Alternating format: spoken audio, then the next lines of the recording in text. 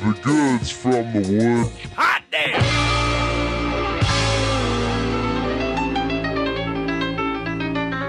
It's this week's Goods from the Woods Hall of Fame. And it's my turn this week, you guys, and I am thrilled. Today we're inducting a man. His real name is Jerry Williams. He was born in Portsmouth, Virginia in 1942. He was an accomplished singer and piano player before the age of 10, and as a young man he grew up idolizing Fats Domino.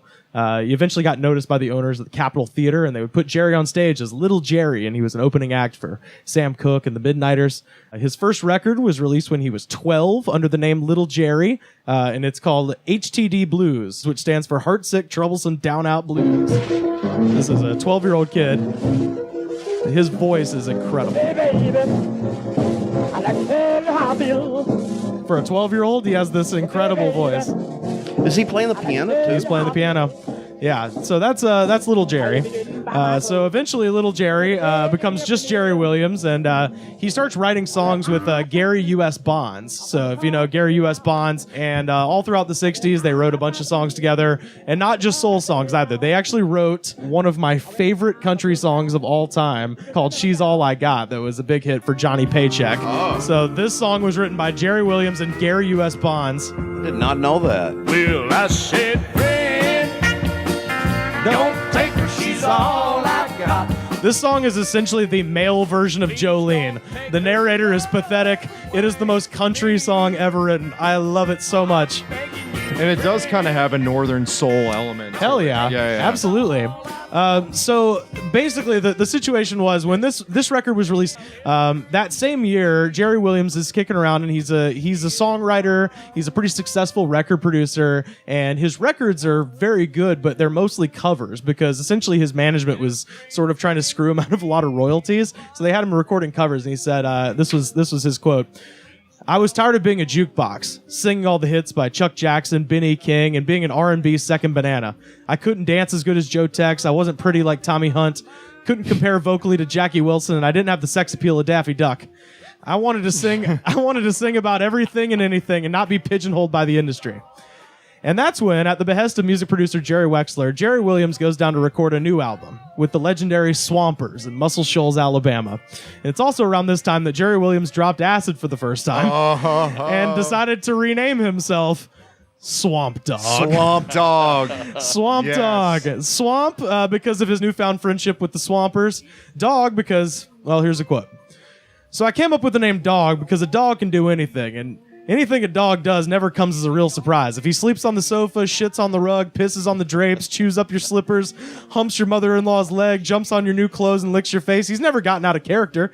You understand what he did. You curse him, but you make allowances for him, and you love him nevertheless. I like this guy's style. So this is what I'm getting to. The album that he made in Muscle Shoals still stands, in my opinion, as one of the greatest soul records ever made.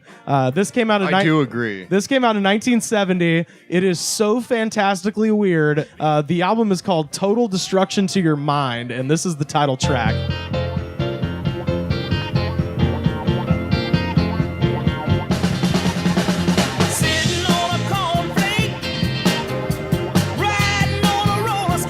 He even steals the line from I'm the Walrus. It's got that sweet Muscle Shoals sound. Oh yeah, that's funky. Yeah.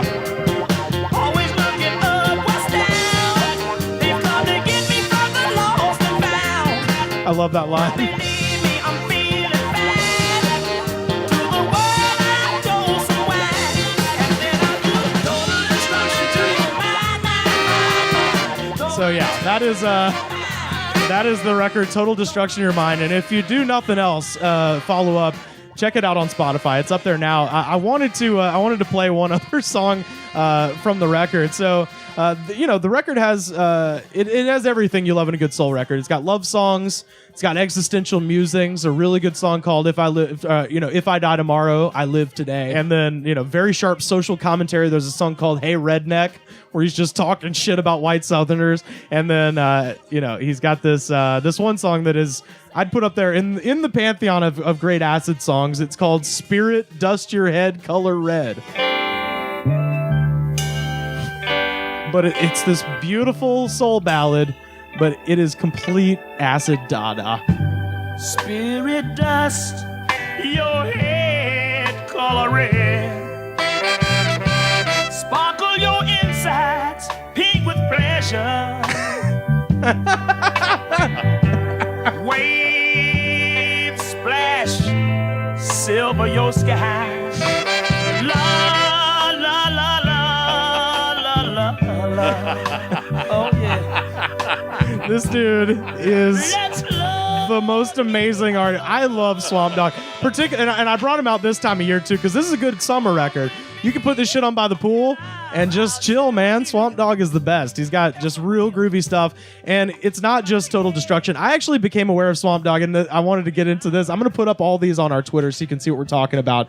I got into Swamp Dogg because they sent his record from 1991. We had a copy of his record from 1991 sitting around the radio station, and we just thought it was hilarious. The record is Surfing in Harlem, and it is it's a picture of Swamp on a surfboard, basically surfing out of a fire hydrant.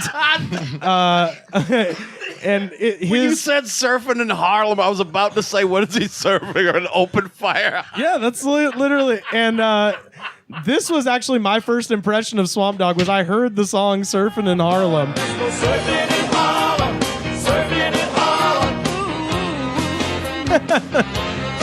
This song is mad. This song is fucking complete madness. So we listened to this at the radio station. We thought it was awesome, and that's actually how I found out about Swamp Dogg. We got this record, and I went back and looked at all of his album covers. All of his album covers are fucking nuts. He has his second record called Rat On, where it's him riding a rat. That's a classic one. He's got one called Resurrection of Swamp Dogg, which is him on a cross wearing a hat that says Witness Protection Program. And then even that first record, Total Destruction in Your Mind, is him in his Beetle boots, but he has no pants and he's sitting on top of a garbage truck.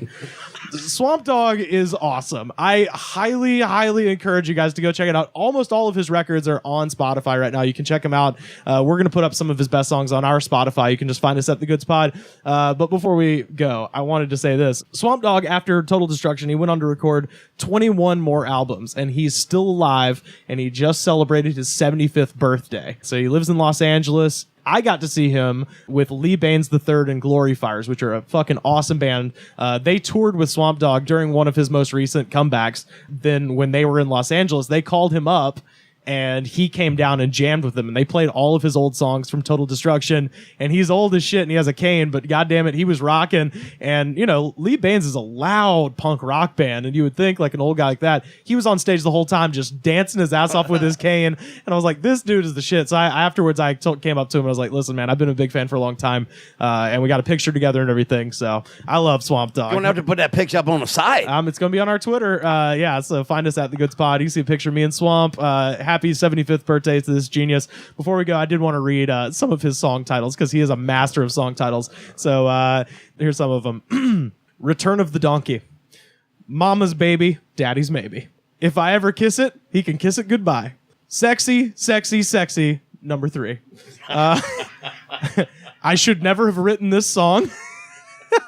I Couldn't Pay for What I Got Last Night. He don't like country music and he hates little kids. Fuck the bomb, stop the drugs. That's my wife. That ain't my wife.